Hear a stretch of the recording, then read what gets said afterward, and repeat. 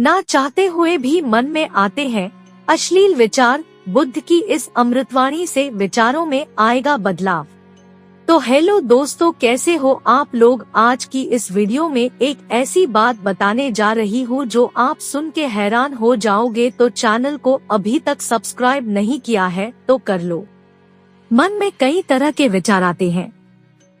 कभी कभी तो ना चाहते हुए भी मन में अश्लील विचार आ जाते हैं।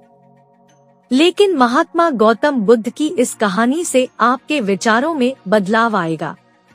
मनुष्य का मन बहुत ही चंचल होता है और इसलिए मन में कई तरह के विचार उत्पन्न होते हैं। क्षण भर में ही व्यक्ति का मन कई चीजों को सोचने लगता है। इसलिए तो कहा जाता है कि मन को काबू करना आसान नहीं। लेकिन गौतम बुद्ध मन को नियंत्रित करने के आयामों के बारे में भी बता चुके हैं।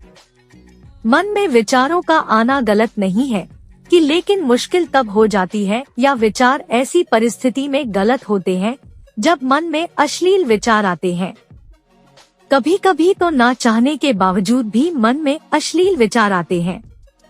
अगर आपके मन में भी ऐसे विचार आते हैं तो गौतम बुद्ध की इस कहानी से आपके विचारों में जरूर बदलाव आएगा।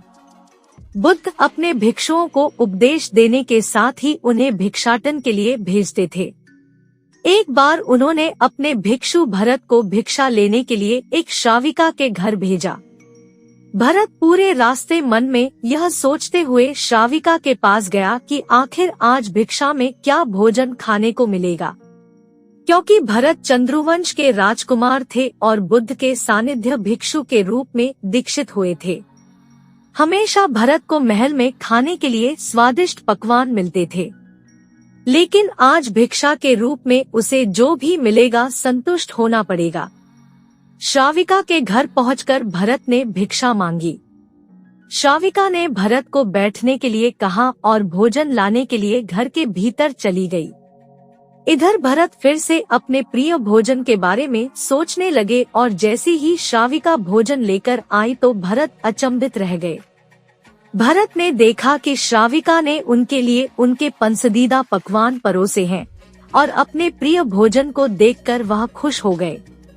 भोजन ग्रहण करते हुए भी भरत सोच रहे थे कि महल में तो उन्हें भोजन के बाद विश्राम करने की आदत है, लेकिन आज उन्हें भोजन के बाद वापस तेज धूप में चलकर आश्रम जाना होगा। लेकिन भोजन के बाद श्राविका ने भरत को कुछ समय के लिए विश्राम करने का आग्रह किया। भरत फिर से खुश हुए कि आखिर आज उनके मन की सारी इच्छाएं कैसी पूरी हो रही है। इसके बाद भरत कुछ देर विश्राम करने लगे, लेकिन विश्राम करते हुए भी लेटे लेटे वह सोचने लगे कि आज तो मुझे भोजन के बाद विश्राम करने को मिल गया, लेकिन ऐसा रोज रोज नहीं होगा। जब भरत विश्राम के बाद उठे तो श्राविका ने कहा कि आप जब तक चाहे यहाँ ठहर सकते हैं। भरत अब समझ गए कि ये कोई संयोग नहीं हो सकता।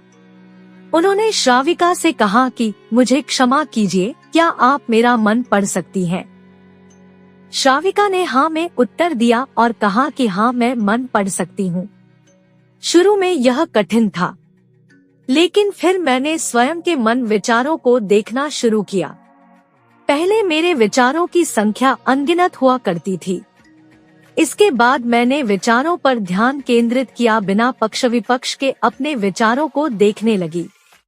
इस तरह से धीरे धीरे मेरे मन में विचारों की संख्या कम होती गई और सारे व्यर्थ विचार दूर हो गए।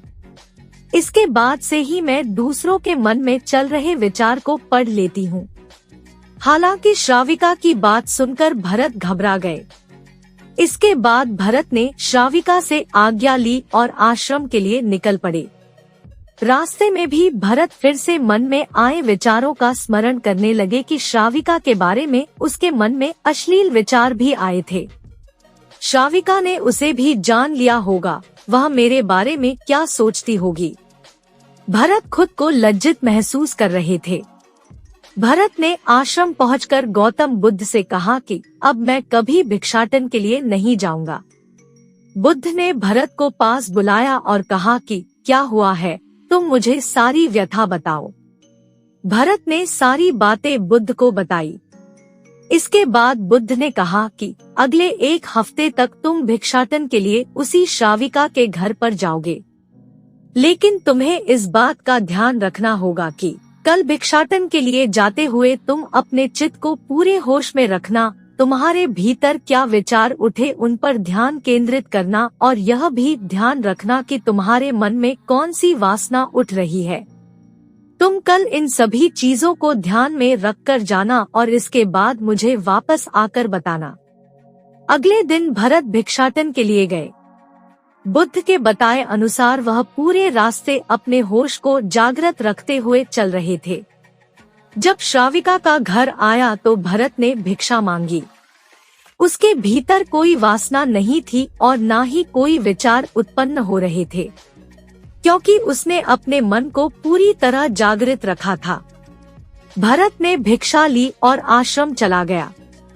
भरत ने बुद्ध को प्रणाम किया और कहा कि आज उसे जिस आनंद की अनुभूति हुई वह पहले कभी नहीं। दोस्तों, आज का वीडियो इतना ही था, तो वीडियो कैसा लगा मुझे कमेंट बॉक्स में कमेंट करके जरूर से बताओ और वीडियो को एक लाइक कर देना, चैनल को सब्सक्राइब भी कर देना। तो चलते हैं, फिर मिलेंगे एक न्यू वीडियो में।